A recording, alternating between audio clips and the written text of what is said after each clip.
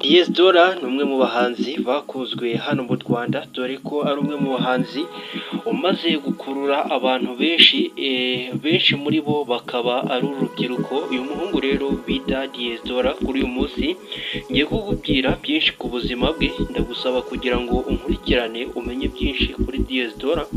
Iki ni ikiganiro bita Menya abo ukunda, ni ubuzima bwabo, uko babayeho, aho bavukiye, amazina yabo nyakuri nuko bateye imbere. Niba uri musha rero hano ku YouTube channel, ndagira ngo ubanze kandi subscribe, ubundi uze gukora no kuzogera kugira ngo ibindi biganiro byose bijye bikugeraho ako kanya. Kuri uwo munsi rero tubazaniye Diyesdora. Diyesdora ni umwe mu bahanzi bakunzwe guturuka mu mwaka wa 2024 kugeza mu mwaka wa 2025, dore ko afite indirimbo zamamaye mu rubyiruko cyane cyane, harimo iyitwa Zangarewa, Ratata ndetse na Stepfather, Third Generation n'izindi zigiye zitandukanye harimo nk'Inkuba. Kuri ubu ngubu rero Diyesdora afatwa nk'umwe mu basore bakiri batoya bari kuzamuka umuziki we. Umuziki akora umuziki wa Afrobeat uvanze na rap. Ni ukuvuga ngo na Afrobeat yarayifashe ayivanga na rap, biva kuvamo icyo yise Afro Anja, dore ko ari wo mwihariko afite utuma akundwa n'abatari bakeya hano mu Rwanda. Diyesdora rero twabazaniye byinshi kuri bo. Ku bantu batari bazi amazina ya Diyesdora, bamwita Caleb Kayumba. Uyu nguyu bita Diyesdora uzwi nka Caleb Kayumba ntabwo yize amashuri ye yose, ahubwo yize amashuri yisumbuye nayo ntiyayarangije neza, dore ko mbere yo kuyarangiza yahise yiyegurira umuziki, arangije iby'amashuri arabireka. Diyesdora rero ku bantu benshi batamuzi bamubona nk'aho ari ikirara, dore ko mu mico agaragaza akunda kugaragara yambariye ipataro aho itakagombye kubiri, ni bya bindi bita pocket.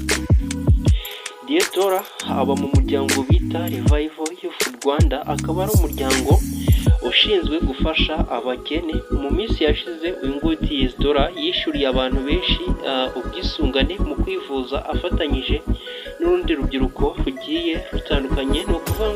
Ni ukuvuga ko uyu nguyu Diyesdora ari umwe mu bantu bafasha urubyiruko cyane, akaba ariyo mpamvu aririmba n'imiziki cyane cyane igamije kunezeza urubyiruko.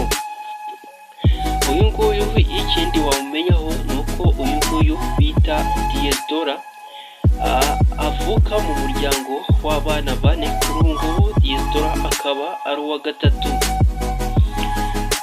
Diyesdora ikindi kintu wamumenyaho ni uko ari umuhanzi ukunda kwitanga, kandi akaba akunzwe cyane cyane ku rubuga rwa YouTube, kandi indirimbo ze zikaba zikundwa cyane 90% zikaba zikundwa n'urubyiruko.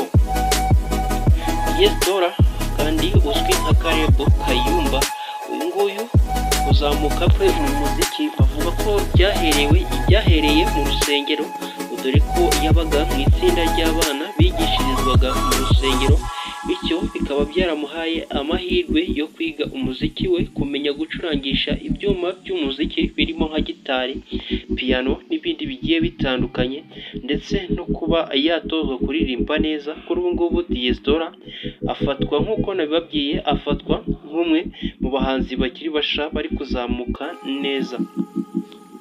Diyesdora yagiye akorana n'abahanzi bagiye batandukanye, barimo nka Kizito, harikabamo n'uwo bita Bushari, ndetse n'abandi bahanzi yagiye akorana nabo indirimbo zigiye zitandukanye.